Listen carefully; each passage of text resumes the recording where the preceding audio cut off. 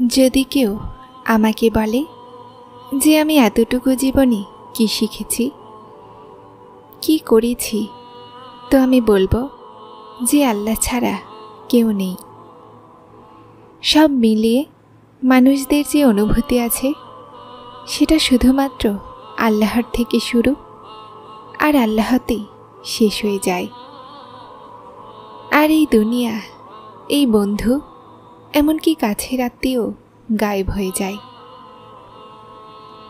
কেউ আমাকে বলুক যে জীবনের অর্জন কি, তো আমি বলবো যে আল্লাহকে রাজি করা। আর প্রতিটা সেই আশা ওই মানুষদের থেকে দূর হয়ে যাওয়া যেটার কারণে আপনি আল্লাহর থেকে দূর হয়ে যাচ্ছেন। মানুষ কি বলবে, এটা একদম বাজে চিন্তা, যে আল্লাহর ভয় থেকে বের হয়ে মানুষের ভয় অন্তরে পোষণ করে দেয়। রুহের ঘাকে সরানোর জন্য এটা খুব জরুরি যে আপনি মাফ করুন। সবচেয়ে প্রথমে নিজেকে, তারপর প্রতিটা সেই ব্যক্তিকে যে আপনার সাথে অন্যায় করেছে। কারো কটু কথায় নিজের জীবনকে রঙহীন করারা সবসময় অখুশি থাকে। বিবেকের সাথে আপনার কাজ করুন।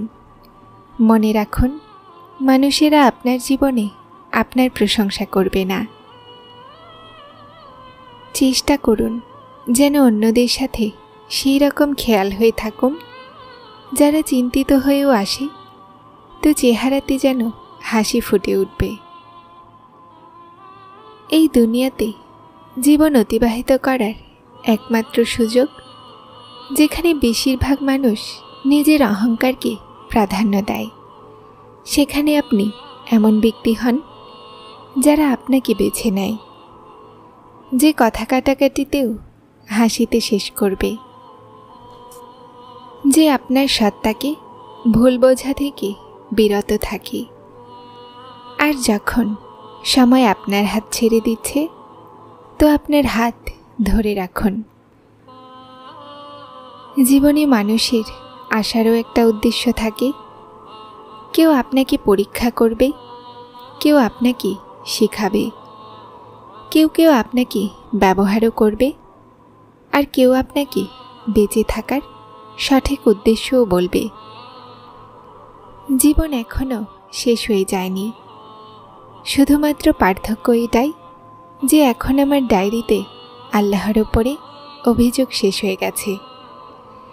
আমি সেই জিনিসগুলোতে রাজি হওয়া শিখে গেছি যা তিনি দেন, আর ওই জিনিসগুলোর তালাশ ছেড়ে দিয়েছি যা না পাওয়া ছিল।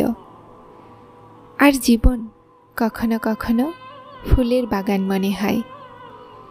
সব কিছু পারফেক্ট না হয় সত্ত্বেও খুশি আর দুঃখের ডায়েরিতে হাবুডুবু খেতে লাগি। এটাই জীবন। প্রতিটা শোনা দেখা কথায় বিশ্বাস করো না।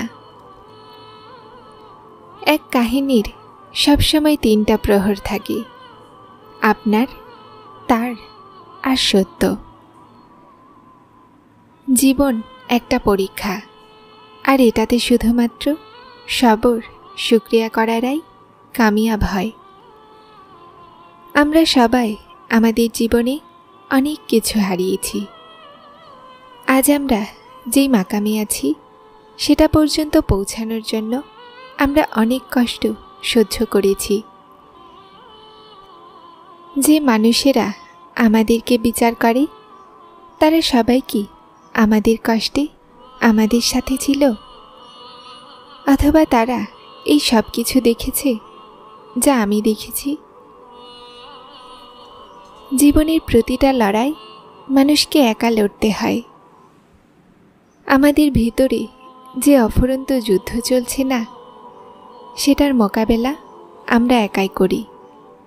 অন্য কোনো ব্যক্তি আমাদেরকে সাহায্য করে না। আমাদের নিজেই পড়ে গিয়ে নিজেই নিজেকে সামলাতে হয়। আজ যে আমরা এখানে আছি, তো এটা কেউ জানে না যে আমরা কোন অবস্থার মধ্য দিয়ে অতিক্রম করে এসেছি, শুধুমাত্র আল্লাহ ছাড়া। এই জন্য কারো কোনো হক নেই যে সে আপনাকে বিচার করে। যদি তুমি এটা দেখতে চাও যে তোমার ঈমান কতটা, তো এটা দেখো যে তুমি বিপদে সবর করো নাকি অভিযোগ। যদি তুমি এটা দেখতে চাও যে তুমি কতটা সাহসী আর কতটা দুর্বল, তো এটা দেখো যে প্রয়োজন পড়াতে তুমি কার কাছে যাও, খালিকের কাছে নাকি মানুষের কাছে। হাসো আর সামনে এগিয়ে যাও। ভালো কথার ফল এই জন্যও পাওয়া যায় না কেননা লিখনেওয়ালারা আর পড়নেওয়ালারা ভাবে যে এটা অন্যদের জন্য।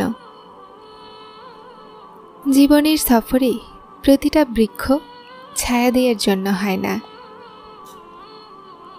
মানুষ কষ্ট সহ্য না করে, দুঃখ সহ্য না করে, হাসি ঠাট্টার বস্তু না হয়ে ঈমানের স্বাদকে চাকতেই পারবে না, আল্লাহর সান্নিধ্যকে পেতেই পারবে না। উত্তম জীবনযাপন করার জন্য এই বাস্তবতাকে মেনে নিতে হয় যে সবাই সব কিছু পায় না। সবসময় জীবন এভাবে অতিবাহিত করো যে দেখতে থাকারা যেন তোমার দুঃখে আফসোস করে আর তোমার সবরের উপরে গর্ব করে। কিছু রহস্য আমরা সারা জীবন নিজের মধ্যেই রাখি, কাউকে চেয়েও বলতে পারি না, হয়তো এই ভয়ে যে কেউ আমাকে বুঝবে না অথবা আমাকে জাজ করতে লাগবে। এমন কথাগুলো আমরা আল্লাহ ছাড়া কাউকেও বলতে পারি না। শুধুমাত্র এক তিনিই আছেন যিনি আমাদেরকে জাজ করেন না, যে আমাদেরকে খারাপ বলে না, যে সব কিছু জেনেও মাফ করে দেয়, যে সব কিছু জানার পরও আমাদেরকে এতটা মনোযোগ দিয়ে শোনেন। সত্যি কিছু কথা শুধুমাত্র আল্লাহকেই বলা যায়। কোনো দুঃখকে নিজের উপরে এতটা ভারী পড়তে দিও না যে সেটা তোমাকে হাজারো নিয়ামত ভুলিয়ে দেয়। দুঃখকেও নিয়ামতই ভাবুন, কেননা দুঃখ মানুষকে আল্লাহর সাথে জুড়ে দেয়। যারা চ্যানেলটিতে নতুন এসেছেন তারা সাবস্ক্রাইব করে হেদায়েতের সাথে থাকুন। আসসালামু আলাইকুম।